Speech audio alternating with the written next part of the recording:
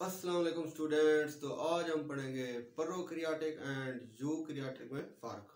Versus का मतलब होता है जी डिफरेंस, फ़र्क। तो आइए देखते हैं प्रोकैरियोटिक सेल और यूकैरियोटिक सेल में क्या फ़र्क है जी। अगर मैं प्रोकैरियोटिक को स्प्लिट करूं, प्रोकैरियोटिक को मैं तोड़ दूं, तो प्रो का मतलब है जी बिफोर एंड कैरियोटिक का मतलब है जी न्यूक्लियस। देखिए बिफोर न्यूक्लियस, न्यूक्लियस से पहले की जिंदगी मतलब बगैर न्यूक्लियस की जिंदगी, वो कौन है? प्रोकैरियोट्स है। अगर मैं यूकैरियोटिक को स्प्लिट करूं तो यू का मतलब है जी ट्रू एंड कैरियोटिक का मतलब न्यूक्लियस। जिनमें ट्रू न्यूक्लियस पाया जाए, वाज़ेह तौर पर न्यूक्लियस पाया जाए, उनको यूकैरियोट्स कहते हैं। जिस तरह आपको इस एनिमल सेल में दिल की तरह का एक स्ट्रक्चर नजर आ रहा है जिसको हम न्यूक्लियस कहते हैं, ये क्लियर तौर पर देखा जा सकता है। अगर आप प्रोकैरियोटिक सेल पे गौर करें तो देखें यहाँ पर कोई न्यूक्लियस नजर नहीं आ रहा, यानी कि ये बगैर न्यूक्लियस के हैं और इनमें क्लियरली न्यूक्लियस पाया जाता है। Prokaryotes are without nucleus and eukaryotes have well defined nucleus, यानी कि क्लियरली न्यूक्लियस पाया जाए, एक वाज़ेह तौर पर न्यूक्लियस पाया जाए, वेल डिफाइंड न्यूक्लियस उसको कहते हैं। Next point is DNA submerged in cytoplasm, यानी कि आप जहां पर देख सकते हैं ये हमारे पास साइटोप्लाज्म मौजूद है, उसके अंदर ये थ्रेड लाइक स्ट्रक्चर डीएनए मौजूद है। तो डीएनए साइटोप्लाज्म के अंदर सबमर्ज्ड है, मतलब उसके अंदर डूबा हुआ है। यूकैरियोटिक सेल में डीएनए न्यूक्लियस के अंदर पाया जाता है। अब यहाँ पर देख रहे हैं ये जो थ्रेड लाइक स्ट्रक्चर है न्यूक्लियस के अंदर मौजूद है, लेकिन साइटोप्लाज्म के अंदर सबमर्ज्ड नहीं है। वैसे डीएनए न्यूक्लियस के अंदर होता है, इसके अंदर न्यूक्लियस तो है नहीं, तो ये इसके अंदर डूबा हुआ है। प्रोकैरियोटिक सेल का राइबोसोम 70S होता है, जो 2 यूनिट से मिलकर बना होता है, एक लार्जर सब यूनिट 50S और दूसरा स्मॉलर सब यूनिट 30S, दोनों मिलकर 70S बनाते हैं। इसी तरह यूकैरियोटिक सेल का जो राइबोसोम होता है वो 80S होता है, यानी कि प्रोकैरियोटिक सेल से बड़ा होता है, और ये 80S 2 सब यूनिट से मिलकर बना होता है, एक लार्जर सब यूनिट 60S और दूसरा स्मॉलर सब यूनिट 40S से। राइबोसोम प्रोकैरियोटिक सेल में भी मौजूद है और यूकैरियोटिक सेल में भी मौजूद है। इसकी वजह क्या है? इसकी ये वजह है कि ये नॉन मेम्ब्रेनस है, इसकी गर्द को मेम्ब्रेन नहीं होती, इस वजह से ये दोनों सेल में पाया जाता है, प्रोकैरियोटिक सेल में भी और यूकैरियोटिक सेल में भी। प्रोकैरियोटिक सेल प्रिमिटिव सेल है और यूकैरियोटिक सेल एडवांस्ड सेल है। प्रिमिटिव का मतलब होता है कदीमी, बहुत पुराना होना, और एडवांस्ड का मतलब होता है जदीद, यानी कि यूकैरियोट्स जदीद सेल हैं। साइंस कहती है कि दुनिया में सबसे पहले प्रोकैरियोट्स आए थे, सबसे पहले बैक्टीरियल सेल देखे गए। तो इस बैक्टीरिया से यानी कि सारे यूकैरियोट्स इवॉल्व हुए हैं, सारे यूकैरियोट्स बैक्टीरिया से बने गए हैं। जितने भी आप प्लांट देख रहे हैं, जितने भी आप एनिमल देख रहे हैं, सब का ओरिजिन ये बैक्टीरियल सेल है, यानी कि सब जानदार बैक्टीरियल सेल से बने हैं। ये एवोल्यूशनरी हिस्ट्री कहती है। प्रोकैरियोटिक सेल यूकैरियोटिक सेल की निस्बत साइज में छोटे होते हैं। प्रोकैरियोटिक सेल का साइज 1 to 10 माइक्रोमीटर होता है, और जो यूकैरियोट्स है उनका साइज बताया जाता है कि जी 10 से 100 माइक्रोमीटर होता है। प्रोकैरियोटिक सेल यूनिसेलुलर हैं। यूनि का मतलब होता है एक, सेलुलर का मतलब सेल, यानी कि एक सेल पर मुश्तमिल जानदार यूनिसेलुलर होते हैं।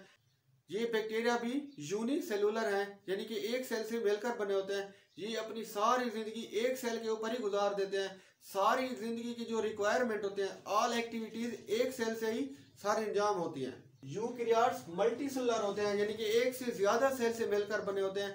जिस तरह आप ह्यूमन को देख लें, किसी और जानदार को देख लें, प्लांट को देख लें, तो ये हजारों सेल से मिलकर बने होते हैं, लाखों सेल से मिलकर बने होते हैं, जिनको हम मल्टी सेलुलर कहते हैं। प्रोकैरियोटिक सेल में रिप्रोडक्शन किस तरह होती है, प्रोकैरियोट्स अपनी तादाद को कैसे बढ़ाते हैं, आइए इसको देखते हैं। आप देख रहे हैं कि प्रोकैरियोटिक सेल में बाइनरी फिशन हो रही है, यानी कि एक बैक्टीरियल सेल जिस तरह ये 2 में डिवाइड हो रहा है, इसको कहते हैं बाइनरी फिशन। बाइनरी का मतलब है 2, यानी कि एक सेल का 2 में डिवाइड हो जाना बाइनरी फिशन कहलाता है। अब ये बैक्टीरियल सेल 2 में टूट गया, इसके 2 फ्रैगमेंट बन गए। अब हर फ्रैगमेंट इस तरह का बैक्टीरियल सेल बन जाएगा, यानी कि इस तरीके से बैक्टीरिया अपनी तादाद को बढ़ाते हैं बाइनरी फिशन के जरिए। अब यूकैरियोटिक सेल में माइटोसिस होती है, यानी कि जितने भी यूकैरियोट्स हैं तो उनमें नंबर ऑफ सेल कैसे इंक्रीज होते हैं, एक प्रोसेस जिसको हम माइटोसिस कहते हैं, उसके जरिए सेल बढ़ते रहते हैं। तो देखिए एक ज़ाइगोट से पूरा जानदार बनता है, ज़ाइगोट में सेल की बार बार डिवीजन होती है माइटोसिस के जरिए, तो उसके नतीजे में एक ऑर्गेनिज्म बन जाता है। अब देखिए छोटा बच्चा होता है, फिर वो जवान हो जाता है, यानी कि वो कैसे हो गया, तो उसमें नंबर ऑफ सेल कैसे बढ़े, माइटोसिस के प्रोसेस के जरिए बढ़ते रहे, यानी कि यूकैरियोट्स माइटोसिस के जरिए अपने नंबर ऑफ सेल इंक्रीज करते हैं और इसी माइटोसिस के जरिए जानदारों में ग्रोथ होती है, वो हाइट में बड़े हो जाते हैं, चाहे वो प्लांट हो चाहे वो एनिमल हो। प्रोकैरियोटिक सेल में सेल वॉल मौजूद होती है जो पेप्टाइडोग्लाइकेन की बनी होती है या म्यूरिन की बनी होती है। जिस तरह आप देख रहे हैं ये ब्लैक आपको लाइन नजर आ रही है, इसको हम कहते हैं जी सेल वॉल। अब देखते हैं जी आया यूकैरियोटिक सेल में भी सेल वॉल होती है कि नहीं होती, लेकिन ये सेल वॉल प्लांट सेल में मौजूद होती है लेकिन एनिमल सेल में मौजूद नहीं होती। अब देख रहे हैं जिस तरह ये एनिमल सेल, यहाँ पर आपको कोई सेल वॉल नजर नहीं आ रही, लेकिन प्लांट सेल में सेल वॉल मौजूद होती है और वो सेल वॉल सेलुलोज की बनी होती है। इसी तरह बैक्टीरियल सेल के गिर्द एक मोटी दीवार बन जाती है जिसमें कोवेलेंट बॉन्ड होते हैं, वो स्ट्रांग होती है, उसको साइकोलस कहते हैं। प्रोकैरियोटिक सेल में मेम्ब्रेन बाउंडेड ऑर्गेनेल नहीं होते, लेकिन यूकैरियोटिक सेल में मेम्ब्रेन बाउंडेड ऑर्गेनेल होते हैं, जिस तरह endoplasm reticulum, Golgi bodies and nucleus, ये सारे मेम्ब्रेनस हैं। इस तरह आप यूकैरियोटिक सेल यानी इस एनिमल सेल को देखें तो इसके अंदर एंडोप्लाज्म रेटिकुलम भी मौजूद है, माइटोकॉन्ड्रिया भी मौजूद है, गोल्गी बॉडीज भी इसके अंदर मौजूद है, यानी कि यूकैरियोटिक सेल में मेम्ब्रेन बाउंडेड ऑर्गेनेल मौजूद होते हैं। लेकिन प्रोकैरियोटिक सेल में आपको इस तरह मेम्ब्रेन बाउंडेड ऑर्गेनेल नजर नहीं आ रहे। आप देख रहे हैं यहाँ पर कोई गोल्गी बॉडी नहीं है, यहाँ पर कोई न्यूक्लियस नहीं है, सिर्फ दोनों में रेबोसोम मुश्तरका है, दोनों में रेबोसोम कॉमन है क्योंकि वो नॉन मेम्ब्रेनस है। अगर हम एग्जांपल की बात करें तो बैक्टीरिया एंड साइनोबैक्टीरिया हमारे पास प्रोकैरियोट्स हैं। अगर यूकैरियोटिक सेल की बात करें तो एनिमल सेल यूकैरियोट में आता है, प्लांट सेल यूकैरियोट्स हैं, इसी तरह फंजाई सेल भी इसमें इंक्लूड है।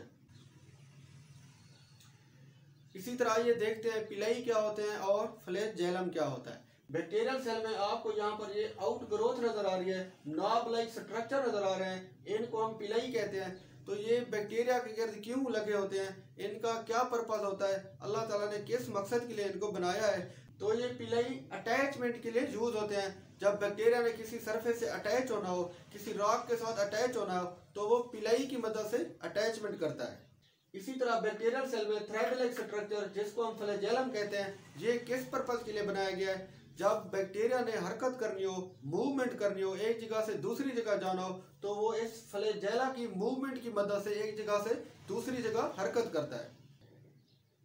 बैक्टीरियल सेल की जो सबसे अंदरूनी दीवार है, इनर मेम्ब्रेन है, रेड शेप में आप देख रहे हैं, इसको हम सेल मेम्ब्रेन कहते हैं। इसी तरह इसके ऊपर आपको डार्क लाइन नजर आ रही है, इसको हम कहते हैं जी सेल वॉल। ये आपने याद रखना है, जो बैक्टीरियल सेल की सबसे अंदरूनी दीवार होती है उसको हम सेल मेम्ब्रेन कहते हैं और उसके ऊपर सेल वॉल होती है।